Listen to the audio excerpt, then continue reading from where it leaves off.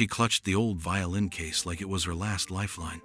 Its leather was cracked, the brass hinges rusted. Someone snickered. She probably stole it from a thrift shop. Another voice, louder now. "Hey, Grandma, you sure you know how to hold that thing?" Laughter rippled through the auditorium. But she didn't say a word. She just stepped onto the stage. Eyes down, back straight, hands trembling, but not with fear, with memory and fire. Elena Petrova was the kind of woman people overlooked. She moved through the grand halls of the St. Cecilia Conservatory with a broom in one hand and silence in the other.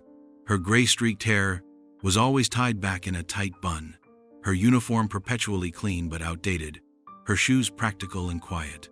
Students passed her without a glance, often brushing past her mop bucket like it was just another obstacle on their way to greatness. Professors nodded politely, but none knew her name.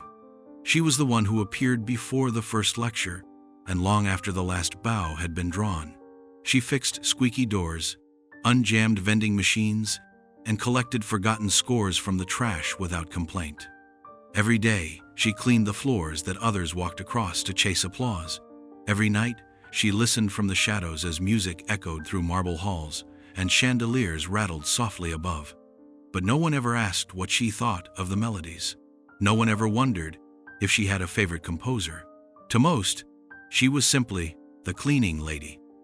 It was the last week of spring semester when posters for the annual Conservatory Talent Showcase went up. A night of brilliance, laughter, and surprise performances, the flyers read in swirling gold letters.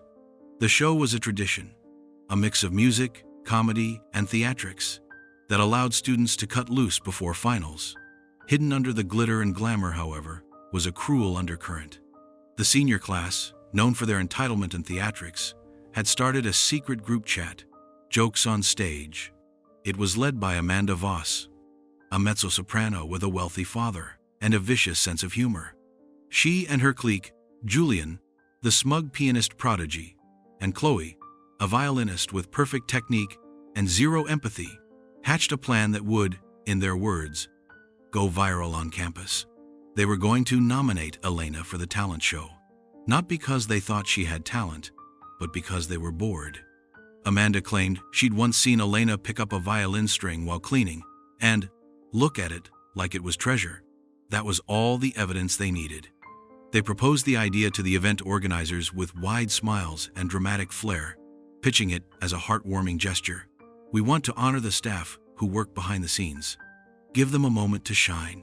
The naive student council president, touched by the idea, added Elena to the program. Elena was approached in the supply closet on a Wednesday afternoon. Amanda waltzed in with Chloe behind her, holding a beat-up violin case wrapped in a red ribbon. "We have a surprise for you," Amanda announced. Too sweet to be sincere, Elena blinked behind her wire-rimmed glasses. "We want you to perform in the show," Chloe added, thrusting the case toward her. "You do play, right?" Amanda's eyes sparkled, not with kindness, but with mischief. Elena hesitated. She opened the case slowly. Inside was a neglected student violin, strings intact but dull, bow frayed at the edge.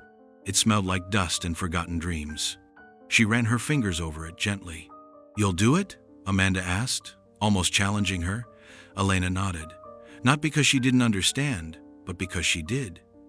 She had been laughed at before. And sometimes, silence was louder than protest. Word spread like wildfire across the conservatory.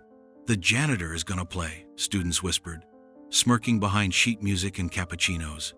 Some joked about placing bets on how long she'd last before running off stage. Memes circulated in group chats, Photoshop edits of Elena in concert attire, holding the violin backwards or bowing with a trash can. Even some professors chuckled in private, assuming the whole thing was a misguided joke. No one intervened. The showcase was sold out within days, buzzing with anticipation not for brilliance, but for the train wreck everyone expected. The night of the performance arrived, and the conservatory auditorium gleamed under crystal chandeliers. Velvet curtains framed the polished stage, and seats were packed with students, faculty, and even donors.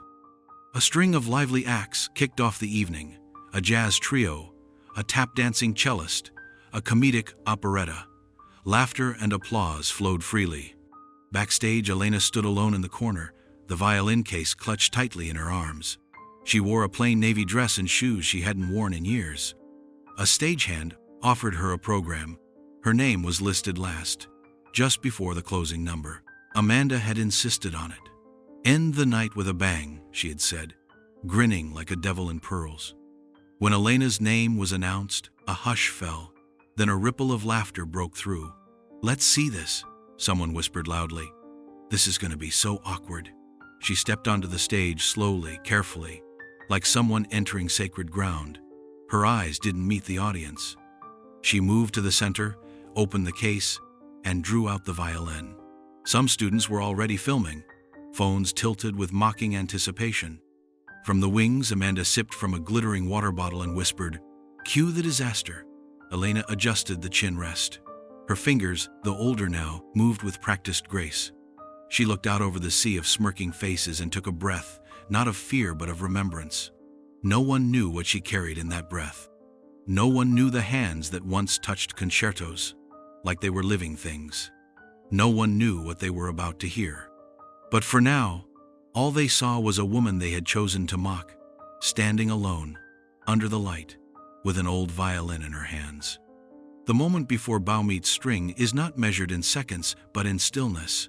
As Elena stood backstage that evening, violin case resting on her lap, her fingers gently traced the worn velvet lining. The hum of the crowd beyond the curtain felt distant, like rain on a roof she no longer lived under. Her reflection in the dressing room mirror was soft and weathered. Not glamorous, not striking, but familiar. Her brown eyes, rimmed with sleepless years, still carried something unspoken. And in that silence, memories unspooled, like notes floating up from the deep. The scent of pine rosin and fresh ink, the feel of polished maple beneath her fingertips, the echo of applause in gold-lined concert halls. There was a time when her name was whispered with reverence, not ridicule. Elena Petrova, the youngest soloist in the European Royal Symphony, the girl who could make violins weep. She hadn't meant to be great. Music simply found her. At age 4, she had heard a street performer playing Vivaldi and refused to leave the sidewalk. Her parents, humble immigrants in Vienna, saved every spare coin to buy her first violin. It was secondhand, chipped, and missing a string, but Elena played it like it was Stradivarius himself. By 12, she was performing in youth symphonies. By 16, she was a phenomenon. The New York Times once wrote that her performance of Saint-Saëns felt like time itself bowed before her. She toured across Europe, stepping into glittering ballrooms, sacred cathedrals, grand theaters where chandeliers swayed to the rhythm of her soul. Talent agents courted her. Music schools begged her to teach. There were standing ovations, articles, record deals waiting to be signed. But all of it came to a halt with one phone call. Her sister Mila, older by 3 years and her fiercest protector, had been diagnosed with late-stage pancreatic cancer. It was aggressive, cruel, and irreversible. Mila, who had given up university to help Elena chase her dreams, now lay in a hospital bed, whispering not of pain, but of memories. Elena canceled her tour that same day. She returned home, traded red carpets for hospital linoleum, and held her sister's hand through every chemo session, every dark night. Music still lived in her fingers, but her heart could no longer follow. Friends begged her to come back, but she disappeared from the world stage as quickly as she had arrived. When Mila passed away 9 months later, Elena played one final song at the funeral, a lullaby their mother used to hum in the kitchen. Then she packed away her violin, moved to a smaller town, and sought peace in anonymity. The conservatory had been hiring janitorial staff at the time. Elena didn't use her real name. She shortened her last name and left most of the application blank. They hired her on the spot. She was quiet, polite, and efficient. That was all they needed. No one asked why her posture was so graceful. No one wondered why her fingers sometimes tapped invisible strings while mopping. And Elena didn't offer her past to anyone. She traded concerts for cleaning, ovations for observation. It wasn't penance, it was survival. The music industry, once her kingdom, had become a cathedral of ghosts. But the violin never left her. Not really. Late at night, when the halls were empty and the marble floors gleamed from fresh polish, she would unlock the door to practice room 7. It was her sanctuary. She found an old conservatory violin left behind by a dropout and gently tuned it back to life. The sound wasn't perfect. The wood was warped in places, the strings thin, but it spoke to her. She would sit by the window as moonlight draped itself across the music stand and begin to play. Not concertos or crowd pleasers. She played memory, grief, hope, loss, healing. Every note was a thread weaving together the pieces of her that still remained, and the building listened. The old wooden floors creaked in approval. The radiator hissed in rhythm. Sometimes, a lonely night student would pause outside the door, unsure if they were hearing something real or imagined. But Elena never stayed long, just a few pieces. Then she would quietly pack the violin away and return to her mop. Even so, she never lost her touch. Her hands, though older now, remembered every movement. Her ears still caught the nuances between joy and sorrow. Her soul still knew how to translate silence into symphony. But years of silence had wrapped her in invisibility. The world moved on, fast and loud, filled with competition and hunger, and Elena preferred to remain in the margins. She found beauty in being unnoticed, in the way the dust danced through sunlight beams, in the way a lonely student sometimes practiced out of tune but with full heart, in the way a forgotten hallway could carry the echo of a single note for minutes. She no longer sought applause, she only sought moments. And yet, as she sat backstage now, violin case opened before her. Those memories swirled with a bittersweet ache. She thought of Mila's laughter, of the last letter she left under Elena's pillow. "Promise me you'll never bury the music inside you." She hadn't kept that promise. Not really, until now. The students thought they were setting her up for failure. They thought they had chosen the perfect target, quiet, invisible, incapable. But what they had truly done was open a door that had been closed for far too long. Elena wasn't angry. She wasn't nervous. She was remembering who she was. The violin they'd given her was in terrible shape. It was more prank than instrument, but she had played worse. She examined the bow, made minor adjustments with skilled fingers, and drew it slowly across the strings. A soft note hummed out, hesitant but true. She tuned the rest by ear, eyes closed, lips pressed together, the way she always used to. Outside the dressing room, the final act before hers was coming to a close. Laughter, applause, then muffled announcements. She took one last look in the mirror, not to fix anything, just to say goodbye to the version of herself that had hidden for so long.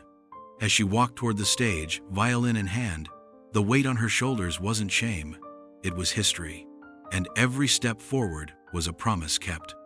The moment Elena stepped into the spotlight, time seemed to hold its breath. The stage lights framed her like a ghost from another world, too soft and too still for the crowd's expectations. In her hands was the old, weathered violin, strings barely taut, wood bruised with age, yet she held it like it was made of gold. A low murmur rippled through the auditorium. Phones were already recording. Whispers flitted between seats.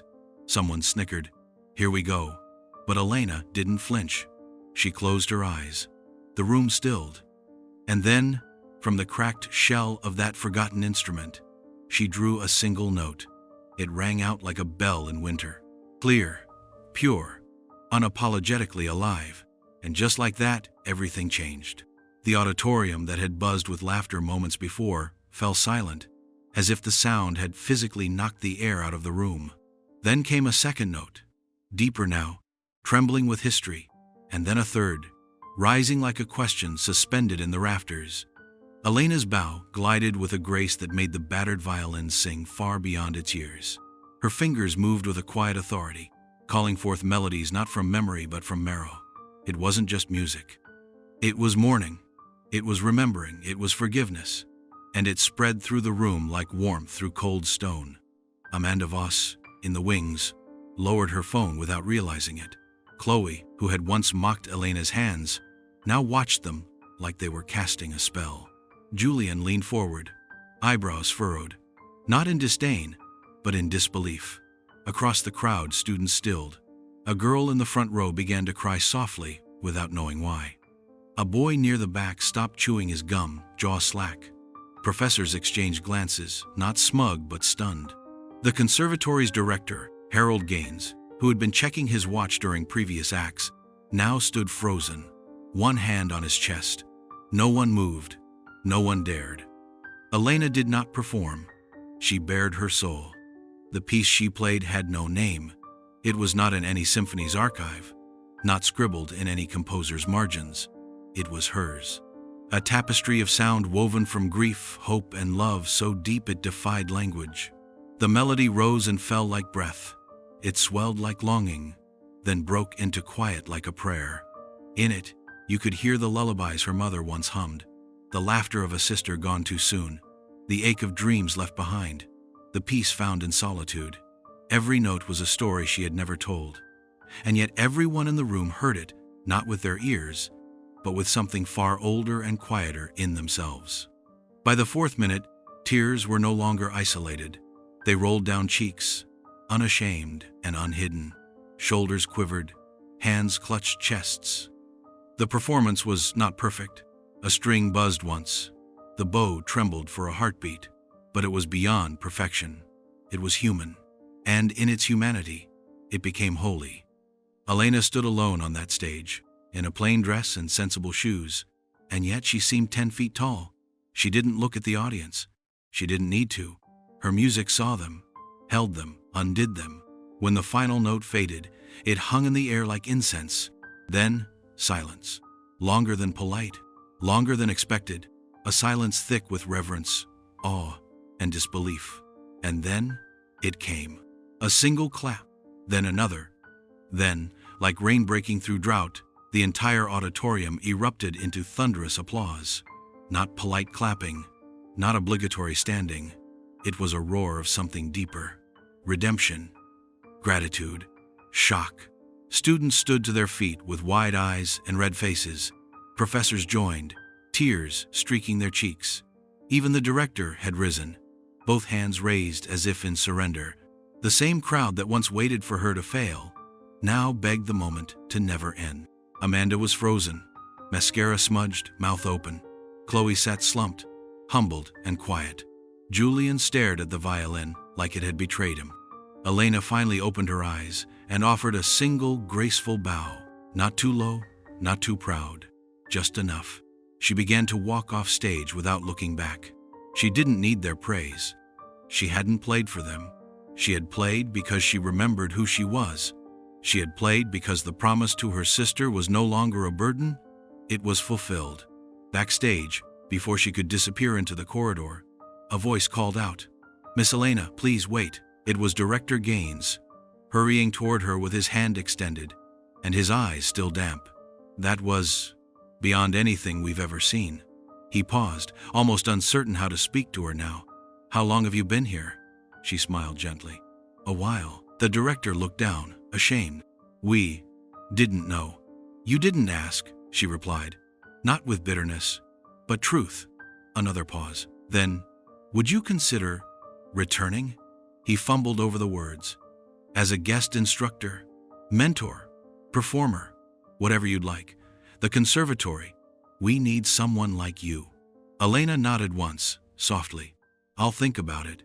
Behind him, several students gathered hesitantly. Amanda stepped forward, her voice shaking. "Miss Elena, I'm so sorry. We were wrong." Elena looked at her, not with judgment, but with something deeper, a kind of quiet grace that made Amanda blink back tears. "Then be better," Elena said simply. Word of the performance spread across campus within hours, then across the city, then further. Clips from phones were posted online. A local journalist requested an interview. Alumni wrote emails begging to attend future performances. But Elena didn't seek the spotlight again. She accepted the teaching offer quietly, choosing to mentor a handful of struggling students who reminded her of herself. Not the best, but the ones with something real in their playing. She began opening practice room 7 again, this time not just for herself. Some nights she played alone, some nights with others, always with purpose. In the months that followed, the conservatory changed. Students became gentler. The mockery stopped. eyes opened wider. They had seen what happened when a soul that had been ignored found its voice again. Elena remained the same, humble, soft-spoken, often sweeping between classes. But now, when she passed, students greeted her with respect. Some even stood. The violin she played that night was placed in a glass case near the entrance, with a small plaque that read, "She played not to impress, but to remember who she was." And so, the woman they had once laughed at became their most unforgettable lesson, not in music, but in dignity.